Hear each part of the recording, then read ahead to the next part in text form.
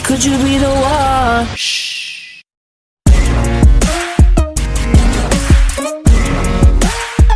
Good, good. Good, good. Could you be the one?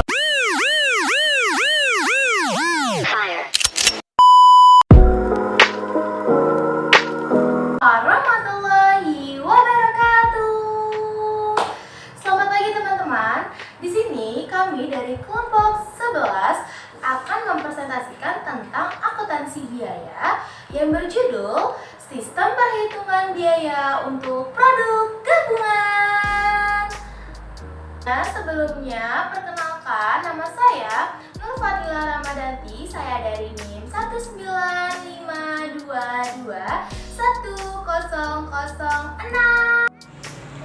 Assalamualaikum warahmatullahi wabarakatuh. Perkenalkan, saya Lutfin Aziza dari NIM 19522211040. Di sini saya akan menjelaskan sedikit mengenai materi sistem perhitungan biaya untuk produk gabungan. Nah, di sini saya akan membahas tentang produk biaya gabungan. Di mana apa sih pengertian dari produk gabungan? Produk gabungan merupakan beberapa produk yang dihasilkan secara simultan atau bersamaan melalui satu atau serangkaian proses produksi, yang mana setiap produk yang dihasilkan akan mempunyai nilai yang sesuai dengan hasil pemprosesan.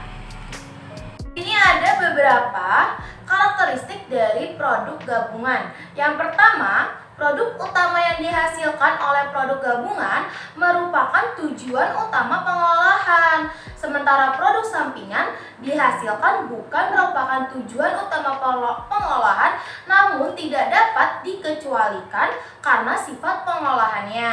Yang kedua, harga jual produk utama relatif lebih tinggi dibandingkan dengan produk sampingan.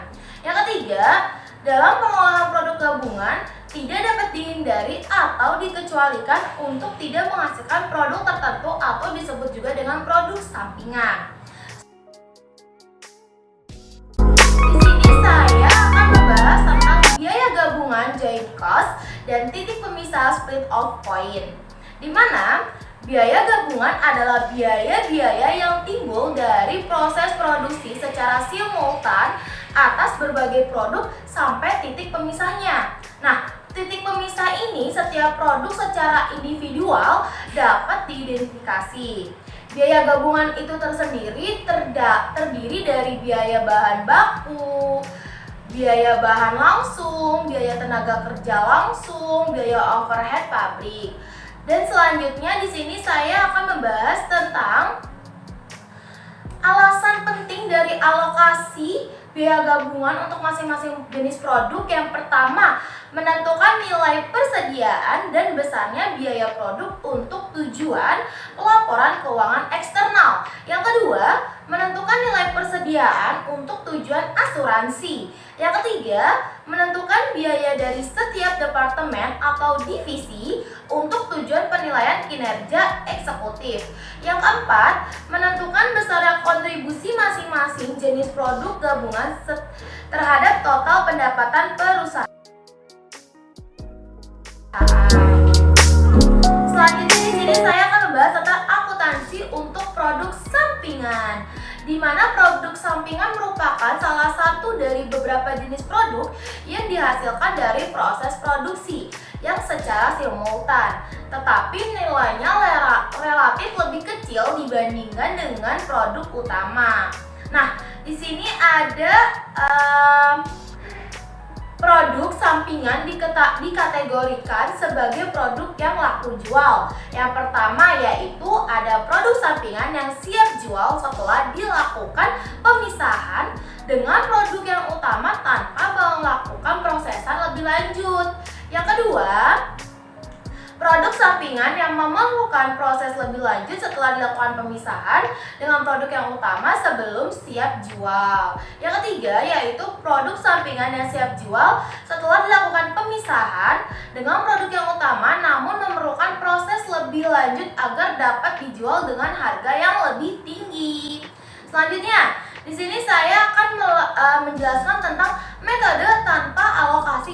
di mana metode tanpa alokasi biaya ini dibagi menjadi dua metode.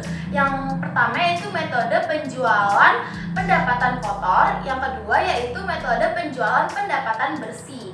Nah, di sini saya akan menjelaskan tentang metode penjualan pendapatan kotor, di mana metode penjualan pendapatan kotor merupakan produk sampingan di mana titik pemisah dapat langsung dijual tanpa melalui pemrosesan lebih lanjut.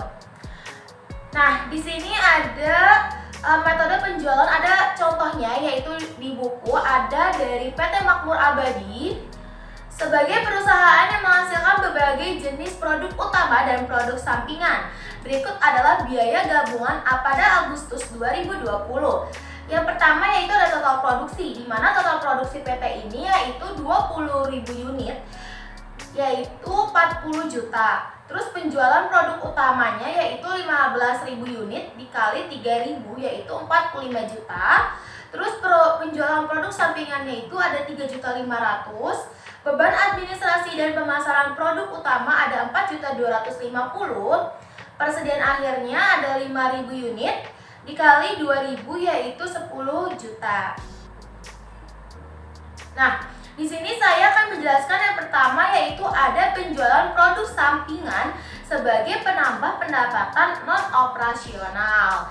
Diketahui bahwa hasil penjualan produk sampingan pada PT Makmur Abadi itu sebesar 3.500.000. Nah, bagaimana sih cara buat ayat jurnalnya yang dibuat Departemen Akuntansi untuk mencatat penjualan produk sampingan sebagai penambah pendapatan non operasional? Yaitu jurnalnya kas atau piutang usaha di debit, pada pendapatan non operasional di kredit, yaitu jumlahnya sebesar 3.500.000.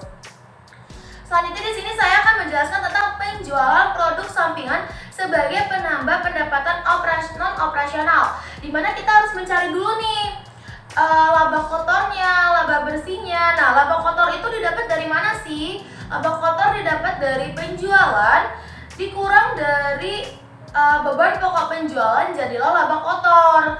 Nah, penjualan utamanya itu kan 15.000 unit. Tinggal 15.000 unit dikali 3.000 yaitu 45 juta.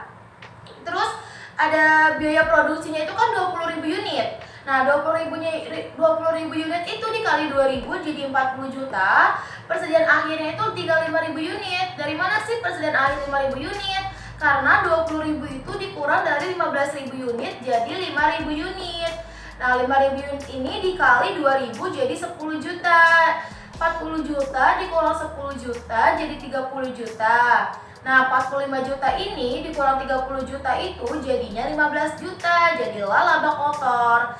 Selanjutnya untuk mendapat laba bersih itu gimana sih? Yaitu laba kotor dikurang dengan beban.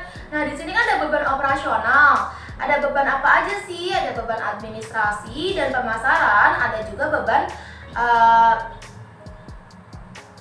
ada juga penjualan produk sampingan. Nah, di sini bebannya itu kan 4.250 dikurang 15 juta kan 10.750.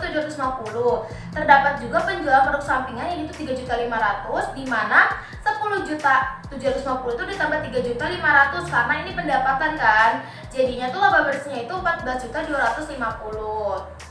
Nah, selanjutnya di sini saya akan menjelaskan tentang pencatatan nilai persediaan produk sampingan, di mana diketahui bahwa dari PT Makmur Abadi memiliki persediaan produk sampingan dengan nilai kisaran 4.900.000. Nah, 4.900.000 itu didapat dari mana sih? 4.900.000 itu didapat dari 12.250 dikali 400.000. Yaitu ayat jurnalnya persediaan produk sampingan di debit, pendapatan non operasional di kredit sejumlah 4.900.000. Selanjutnya yaitu saya akan menjelaskan tentang penjualan produk sampingan. Nah, penjualan produk sampingan ini didapat dari penjualan produk sampingan kan disoalkan 3.500.000 tuh. Nah, 3.500.000 itu didapat dari 10.000 unit dikali 350. Sedangkan nilai persediaan produk sampingannya kan 4 juta. 4 jutanya itu kan didapat dari 10.000 unit dikali 400 karena dari 4.900.000 itu. Nah, Gimana sih cara jurnalnya itu? Cara jurnalnya itu kas piutang usaha di debit, pendapatan non operasional di debit, dan persediaan produk sampingan di kredit. Nah, kas atau piutang usahanya itu sebesar 3.500.000, pendapatan non operasionalnya itu sebesar 500, dan persediaan produk sampingannya itu sebesar 4 juta. Selanjutnya di sini saya akan menjelaskan tentang penjualan produk sampingan sebagai penambah pendapatan penjualan, di mana kita ketahui bahwa produk sampingan itu kan dijual sebesar 3.500.000. Nah, kita tinggal buat aja jurnalnya. Gimana sih cara buat jurnalnya? Yang pertama, kas di debit, di kreditnya itu pendapatan penjualan.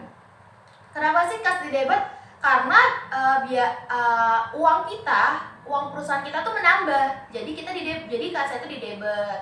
Selanjutnya, yang ketiga yaitu ada penjualan produk sampingan sebagai penunjang beban pokok penjualan. Dimana ini gampang juga, ini sama kayak yang kedua itu. Jadi kita tinggal bikin jurnalnya aja nih guys. Nah, jurnal itu apa sih? Yaitu kas piutang usaha di debit pada beban pokok penjualan di kredit sebesar 3.500.000. Selanjutnya di sini saya akan menjelaskan tentang penjualan produk sampingan sebagai pengurangan biaya produksi. Nah, gimana sih cara jurnalnya? Yaitu kas di debit pada produk dalam proses atau PDP di kredit sebesar 3.500.000.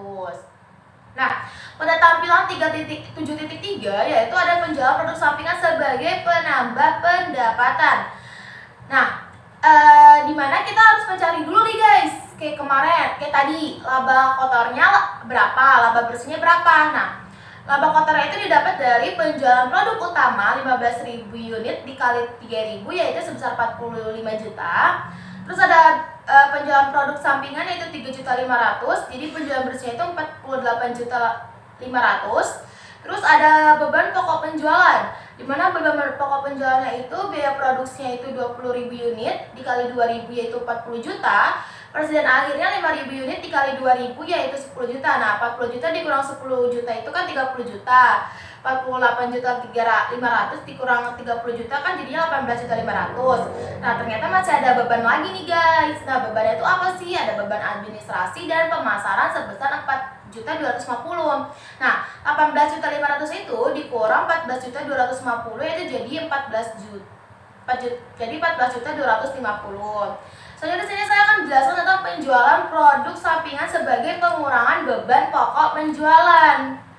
Nah, ini kan sebagai pengurangan beban pokok penjualan, otomatis penjualan produk sampingannya itu ditaruh di beban pokok penjualan. Karena jadi gini guys, sebagai penambah pendapatan penjualan. Nah, itu ditaruh di pendapatan penjualan atau di penjualan. Nah, terus tadi kan ada sebagai penambah pendapatan non operasional. Nah, berarti penjualan produk sampingannya itu ditambahnya tuh pas di pendapatan atau beban operasional. Jadi kita harus tahu guys, itu tuh gunanya itu untuk menambah apa sih? Apa untuk menambah pendapatan, atau untuk menambah pendapatan non operasional, atau untuk sebagai pengurangan beban pokok penjualan. Selanjutnya sebagai pengurangan beban pokok penjualan yaitu penjualan utama kan 15.000 unit dikali 3.000 yaitu 45 juta. Beban pokok penjualan biaya produksinya 20.000 unit dikali 2.000 yaitu 40 juta. Persediaan akhirnya 5.000 unit dikali 2.000 yaitu 10 juta. Jangan lupa nih guys, dikurang sama penjualan produk sampingan yaitu 3.500.000. Jadi hasilnya berapa? Jadi hasilnya 26.500.000 dikurang 45 juta yaitu 18.500.000. Dan ternyata ada beban administrasi yaitu 4.250.000, jadi hasilnya 14.250.000. Selanjutnya, penjualan produk sampingan sebagai pengurangan biaya produksi. Nah, kalau kayak gini gimana nih guys? Nah, kalau kayak gini berarti dia masuknya itu pas sebelum biaya produksi bersih, karena dia kan pengurangan biaya produksi. Nah, pertama ada penjualan produk utama 15.000 unit dikali 3.000 hasilnya 45 juta. Beban pokok penjualan biaya produksi 20.000 unit dikali 2.000 40 juta dikurang sama penjualan produk sampingan 3.500.000 yaitu jadilah 36.500.000. Jangan lupa ada persediaan akhirnya. Persediaan akhirnya jangan lupa dimasukin ya guys. Nah, persediaan akhirnya itu ada 5.000 unit dikali 1.825 dari mana? 1.825 itu dari 40 juta dikurang 3.500.000 dari penjualan produk utama dikurang dari penjualan produk sampingan dibagi 20.000 unit jumlah unit yang ada, jumlah unit produksi yaitu jadi 1.825, jadilah 9.125, yaitu hasilnya jadi 27.375.000. Jadi dikurang 45 juta jadi hasilnya 17.625.000, yaitu laba kotornya. Terus ada biaya administrasi dan pemasaran itu ada 4.250, jadi hasil laba bersihnya itu 13.375.000. Sekian presentasi dari saya. Selanjutnya akan dilanjutkan oleh rekan saya Lutfiana Nur Aziza. Kurang lebihnya mohon maaf. Wassalamualaikum warahmatullahi wabarakatuh. Bye-bye. Oke, selanjutnya saya akan menjelaskan sedikit mengenai metode penjualan atau pendapatan bersih. Nah, di metode penjualan atau pendapatan bersih ini kita memisahkan antara produk sampingan dengan produk utama. Nah, karena itu kita harus menentukan besarnya untuk penentuan tersebut. Selanjutnya, penjualan produk sampingan berdasarkan metode penjualan atau pendapatan kotor sebagai penambah pendapatan non-operasional. Sebelumnya kita mencari terlebih dahulu untuk laba kotor, lalu kita mencari beban administrasi dan pemasaran produknya. Setelah itu kita kurangkan dengan laba kotor, hasilnya laba operasional. Setelah laba operasional ketemu, kita mencari pendapatan atau beban operasional produk sampingan. Setelah ketemu, kita jumlahkan dengan laba operasional, hasilnya menjadi laba bersih. Nah, selanjutnya metode dengan alokasi biaya. Untuk alokasi biaya sendiri adalah produk sampingan ini memperoleh alokasi biaya dari biaya gabungan sebelum dipisah dari produk utama. Biaya produk sampingan termasuk biaya gabungan yang dialokasikan untuk produk sampingan ditambah biaya-biaya yang timbul untuk memproses lebih lanjut produk sampingan setelah titik pemisah jika ada. Metode yang digunakan yaitu metode biaya pengganti dan metode harga pasar atau pembatalan biaya. Metode dengan alokasi biaya yang pertama, metode biaya pengganti atau replacement cost. Metode ini biasanya digunakan oleh perusahaan yang hasil produk sampingannya digunakan sendiri sebagai beban atau bahan penolong. Lalu yang kedua adalah metode harga pasar dan pembatalan biaya atau reversal cost method. Metode ini juga disebut sebagai metode kerja mundur atau working backward, karena untuk menghitung alokasi biaya produk sampingan harus ditentukan terlebih dahulu estimasi harga jual produk sampingan, harga jual produk sampingan baru, kemudian ke biaya produk sampingannya. Yang kedua adalah metode harga pasar dan pembatalan biaya atau referral cost method. Sebagai contohnya, PT Karya Makmur mengalokasikan biaya gabungan ke dalam produk sampingan pada saat titik pemisahan estimasi sebesar 120.000. Nilai ini dihitung dari estimasi harga jual sebesar 300.000 dikurangi dengan estimasi laba kotor sebesar 45.000 setelah titik pemisah sebesar 100.000 serta estimasi beban administrasi dan pemasaran sebesar 35.000. Dan jika produk diproses kembali agar menjadi produk jadi, maka akan tambahan biaya produksi untuk memproses produk sampingan sebesar 80.000, sehingga total biaya produksi sampingan sebesar 200.000, yaitu dari 120 ditambah dengan 80.000. Nah, untuk alokasi biaya gabungan ke dalam produk sampingan menggunakan metode harga pasar atau pembatalan biaya seperti ini. Ada keterangan produk sampingan dan produk utama. Untuk yang pertama, kita mencari total biaya dari total biaya produk gabungannya. Ada biaya bahan, biaya tenaga kerja, dan biaya overhead pabrik. Setelah kita total, lalu kita mencari alokasi biaya gabungan ke produk sampingannya. setelah ketemu dialokasikan ke biaya gabungan, dikurangi menjadi alokasi biaya gabungan ke dalam produk utama. Lalu total dari biaya produk sampingan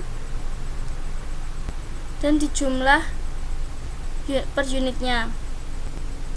Setelah itu akuntansi produk utama.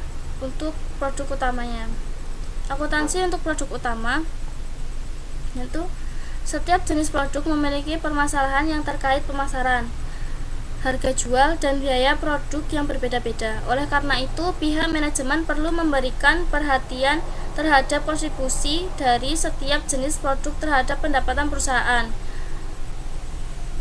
Nah, untuk metode yang digunakan dalam pengalokasian biaya gabungan untuk setiap jenis produk ini, yang pertama ada metode harga pasar dan harga jual pasar hipotesis. Yang kedua, metode biaya rata-rata per unit. Yang ketiga, metode biaya rata-rata tertimbang, dan yang keempat adalah metode unit kuantitatif. Yang pertama, untuk metode harga pasar dan harga jual pasar hipotesis untuk produk utama, yaitu metode harga jualnya adalah metode alokasi biaya gabungan ke produk utama berdasarkan perbandingan harga jual produk utama. Apabila harga jual suatu produk ini lebih mahal dari produk lain, maka hal itu disebabkan karena biaya yang dikeluarkan untuk memproses produk tersebut lebih besar dari produk lainnya. Begitupun sebaliknya. Jika estimasi harga jual dan biaya pemrosesan produk ini dinilai akurat, maka metode harga jual atau pasar ini akan menghasilkan estimasi persentase laba kotor yang sama untuk setiap jenis produk dari produk utama. Untuk contohnya, pada PT Trirasa sukses sebagai perusahaan yang bergerak pada bidang pengolahan daging sapi. Perusahaan ini memproduksi 3 jenis produk utama, yaitu bakso, sosis, dan burger kemasan. Perusahaan ini mengeluarkan biaya gabungan sebesar 16 juta dengan harga jual per unit kemasan ini untuk bakso sebesar 1.000, untuk sosis sebesar 1.500, dan burger sebesar 1.750. Jumlah unit kemasan yang dihasilkan untuk bakso sebanyak 5.000 kemasan, untuk sosis sebanyak 7.000 kemasan, dan burger sebanyak 6.000 kemasan.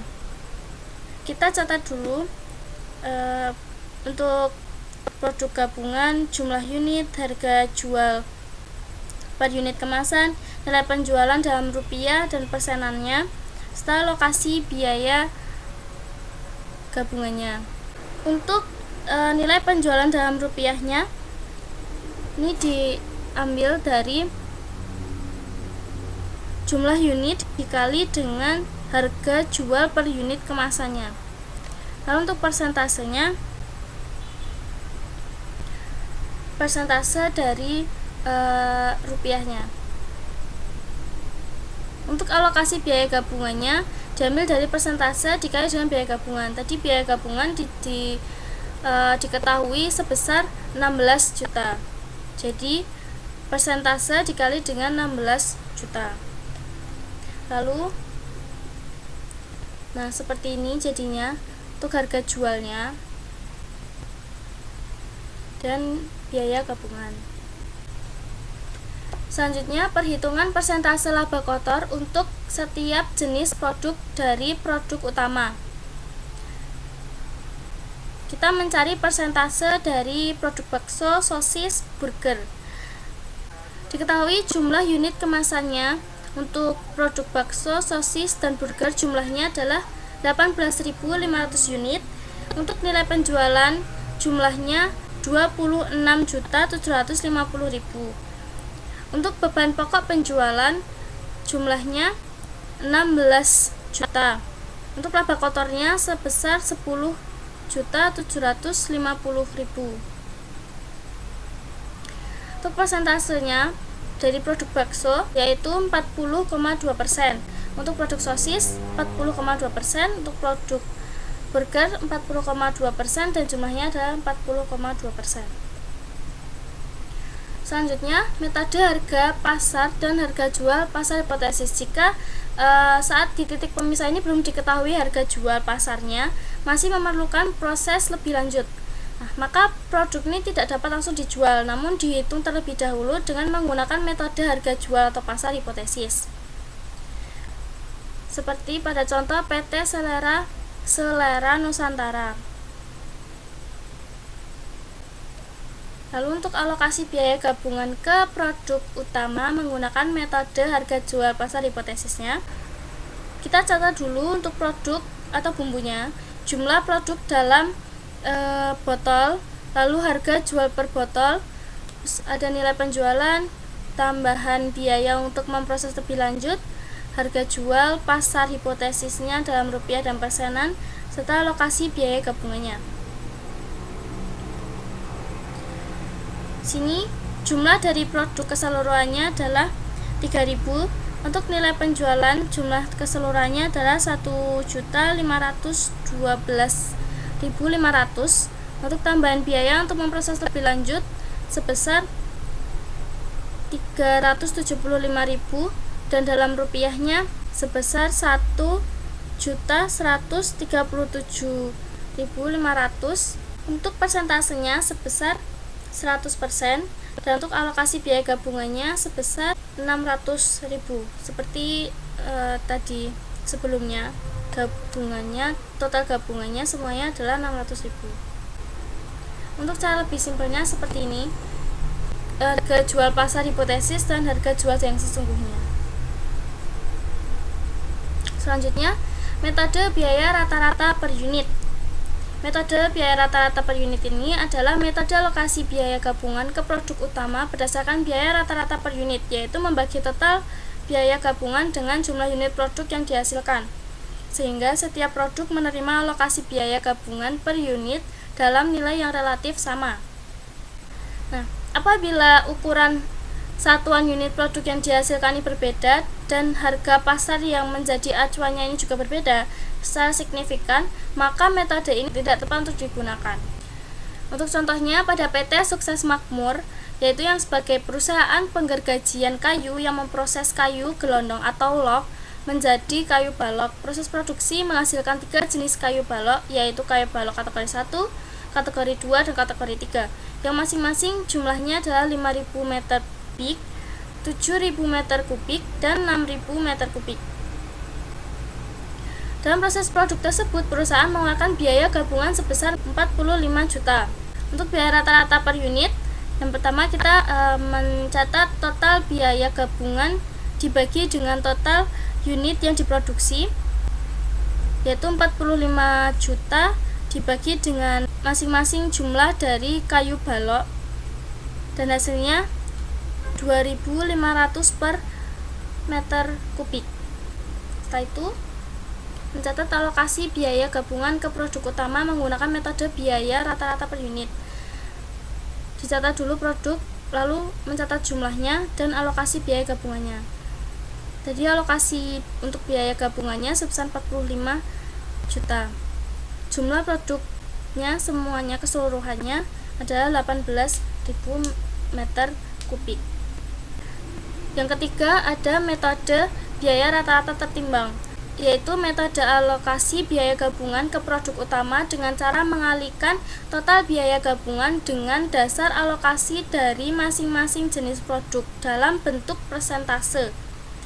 Nah, dasar alokasi yang digunakan adalah jumlah unit produk yang dihasilkan dikalikan dengan angka penimbang, yang mana pemberian angka penimbang bertujuan agar alokasi biaya dapat adil dan teliti karena jenis dan harga pasar produk yang dihasilkan ini memiliki perbedaan yang cukup signifikan. Untuk contohnya, ada pada PT Inti Mineral Sukses yang sebagai perusahaan tambang mineral yang memproduksi beberapa jenis produk dengan karakteristik yang berbeda. Ada emas, perak, tembaga, dan jumlahnya ini ada 500, 1000, dan 1500 ons. Nah, karena jenisnya ini berbeda, maka angka penimbangnya ini yang digunakan ini sebesar 6, 2, dan 2. Untuk biaya produksi yang dikeluarkan adalah sebesar 50 juta. Pertama kita mencatat produk, lalu jumlah produk dari keseluruhan adalah 3000 ons, lalu angka penimbangnya 622. Jumlah produk tertimbang didapat dari jumlah produk dikali dengan angka penimbang, lalu mencatat persentasenya. Untuk alokasi biaya gabungan, persentase dikali biaya gabungan. Persentase dari jumlah produk tertimbang dan dikali dengan biaya gabungannya sebesar 50 juta. Selanjutnya, metode unit kuantitatif, yaitu metode alokasi biaya gabungan ke produk utama berdasarkan perbandingan unit produk gabungan yang dihasilkan, yang mana jumlah unit produk ini digunakan sebagai dasar untuk mengalokasikan biaya gabungan. Dalam metode ini, alokasi biaya gabungan berdasarkan satuan unit yang sama. Apabila produk gabungan yang dihasilkan memiliki ukuran berbeda, maka ukuran tersebut harus dikonversi menjadi ukuran yang sama. Contohnya, pada PT Bumi Sukses Pertiwi yang sebagai perusahaan tambang minyak yang menghasilkan beberapa jenis produk utama, yaitu ada gasolin, bensin, kerosin, minyak pelumas, dan minyak bakar. Nah, karena produk-produk ini yang dihasilkan memiliki satuan unit yang berbeda, maka perlu adanya konversi menjadi satuan unit yang sama, yaitu dengan menggunakan barel. Nah, jumlah barang dari gasolin, bensin, kerosin, minyak pelumas, dan minyak bakar yang dihasilkan ini adalah 8.700, 1.400, 3.200, 900, dan 15.600 dengan total biaya yang dikeluarkan sebesar 25 juta. Pertama, kita catat dulu produknya. Ada gasolin, kerosin, bensin, minyak pelumas, dan minyak bakar. Kita tentukan jumlah produknya per barelnya. Jumlah seluruh dari produknya adalah 29.800 barel. Untuk persentasenya sebesar 100%. Dan untuk alokasi biaya gabungannya diambil dari persentase dikali dengan biaya gabungan. Untuk biaya gabungannya sebesar 25 juta. Untuk alokasi biaya gabungan ke produk utama menggunakan metode unit kuantitatif, jika dijabarkan hasilnya seperti di samping. Sekian presentasi dari kelompok kami. Bila kurang lebihnya kami mohon maaf. Wassalamualaikum warahmatullahi wabarakatuh. Sekian presentasi dari kelompok kami. Bila ada kesalahan dalam pengucapan atau dalam penyajian materi, mohon dimaafkan. Kurang lebihnya mohon maaf. Wabillahi taufiq wal hidayah. Wassalamualaikum